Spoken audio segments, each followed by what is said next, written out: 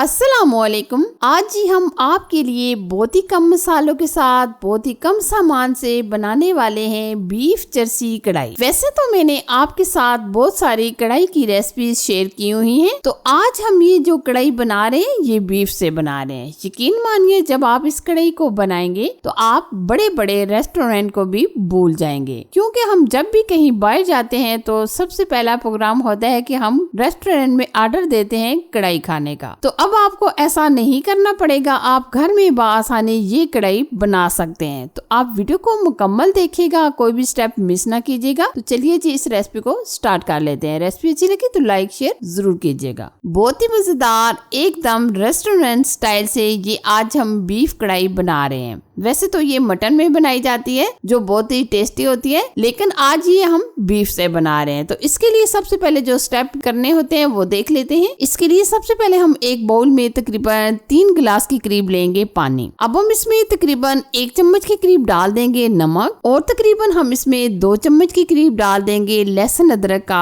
Paste. इन दोनों चीजों को हम पानी के अंदर एकदम मिक्स कर लेंगे और इसको हम साइड पे कर देंगे। अच्छा जी, इधर हमने लिया है तकरीबन आधा कप के करीब ऑयल। वैसे तो ये चर्बी के अंदर बनाया जाए तो ज्यादा बेस्ट रिजल्ट आपको मिलेगा, लेकिन हम चर्बी नहीं ऐड कर रहे क्योंकि हमें चर्बी वाला जो गोश्त होता है वो पसंद नहीं है, तो इसलिए हम इसमें चर्बी वगैरह नहीं डाल रहे। तो ये हमने तकरीबन आधा कप के करीब ऑयल लिया है, इसमें हम ये गोश्त डाल देंगे। गोश्त के हमने ये पीसेस इस तरीके से बड़े बड़े कर लिए हैं, और आप इसमें हड्डी वगैरह भी लाजमी डालिएगा, इससे टेस्ट अच्छा आता है। ये हमने तकरीबन 1 किलो के करीब लिया है, आप कम या ज्यादा भी ले सकते हैं। अब हम गोश्त को ऑयल के अंदर अच्छी तरीके से फ्राई कर लेंगे। वैसे आपको पता है कि जो रेस्टोरेंट में कढ़ाइयाँ बनाई जाती हैं वो इस तरीके से लोहे की कढ़ाई में बनाई जाती हैं, जिसकी वजह से इसका टेस्ट और भी जबरदस्त हो जाता है। इसलिए ये मैं गोश्त बना रही हूँ लोहे की कढ़ाई में। जब तक गोश्त का कलर चेंज नहीं हो जाता हम इसको फ्राई करेंगे, तकरीबन 4 से 5 मिनट लग जाएंगे। इससे पहले मैंने आपको चिकन में मटन में ये जर्सी कढ़ाई बनाना बताई हुई है, जो आप लोगों ने बहुत ज्यादा पसंद भी किया है। आप देख सकते होंगे कि माशाल्लाह जबरदस्त हमारे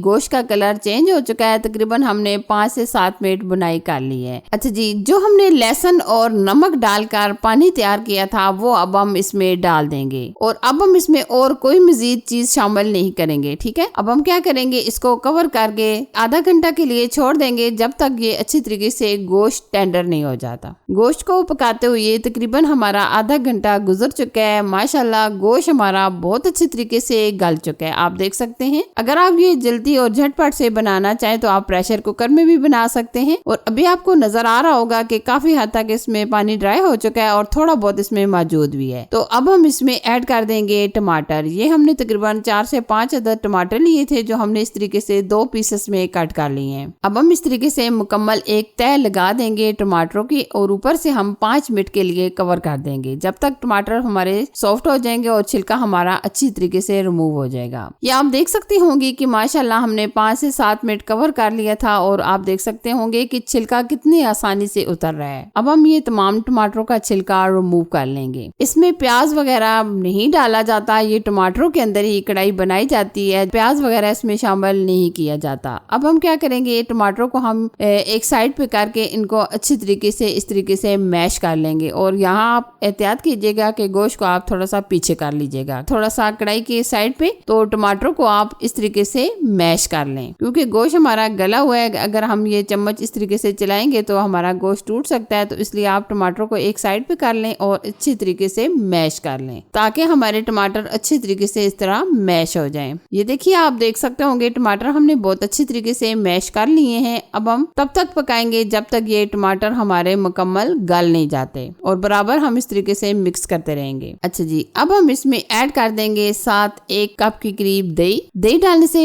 टेस्ट बहुत ही अमेजिंग हो जाता है। अगर आप दही शामिल नहीं करना चाहते आप स्किप भी कर सकते हैं। अच्छा जी, अब हम इसमें डाल देंगे काली मिर्च का पाउडर। ये हम तकरीबन चाय के 2 चम्मच शामिल कर देंगे। मिर्च आप अपनी मर्जी से कम या ज्यादा भी डाल सकते हैं, और यहाँ मैं आपको बताना चाहूंगी कि हम इसमें अभी और मजीद नमक नहीं डालेंगे, क्योंकि हमने नमक पहले से शामिल कर लिया था। अगर आपको मजीद कम लगे तो आप ऐड कर सकते हैं, वैसे डालने की जरूरत नहीं पड़ेगी। डालेंगे क्योंकि हमने 1 चम्मच पहले ही नमक डाल दिया था। अच्छा जी, आप देख सकते होंगे काफी हद तक टमाटर हमारे सॉफ्ट हो चुके हैं, मुकम्मल गल चुके हैं। तो अब हम इसमें ऐड कर देंगे हरी मिर्चें, हरा धनिया और साथ में हम इसमें कटी हुई अदरक भी शामिल कर देंगे। हरी मिर्चें आप दरमियान में से इस तरीके से कट करके डालिएगा। अगर आप कटिंग करके भी डालना चाहे तो डाल सकते हैं, क्योंकि ये जो कढ़ाई रेस्टोरेंट वाले बनाते हैं वो इस तरीके से मिर्चों की कटिंग करते हैं। तो इसलिए आप मिर्चों की कटिंग इस तरीके से कीजिएगा, इससे टेस्ट भी अच्छा आएगा और मिर्च की खूबसूरती भी आएगी। ये आप देख सकते हैं माशाल्लाह कितना प्यारा और कितना अमेजिंग हमारे